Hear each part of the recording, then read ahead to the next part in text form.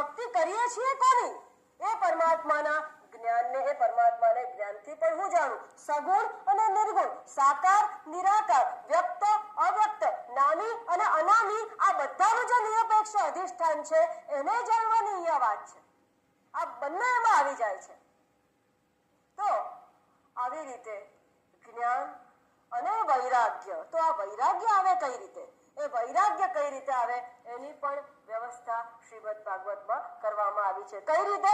તો કે જુદા જુદા લીલા ચરિત્ર, આખ્યાયિકા, કથા અને અવતારની વાત કરીને તમને એવા રસમય કરી દેવામાં આવે છે, રસ લેતા કરી દેવામાં આવે છે, મગ્ન થઈ જાઓ છો, ભગવદાકાર વૃત્તિ તૈયાર થઈ ગઈ છે, માટે ચિત્ત શુદ્ધિ થવા પામે છે. બીજા પદાર્થનું ચિંતન આપોઆપ ન થવાથી વૈરાગ્ય ઉત્પન્ન થાય છે અને વૈરાગ્યની જ આટલી જ જરૂર છે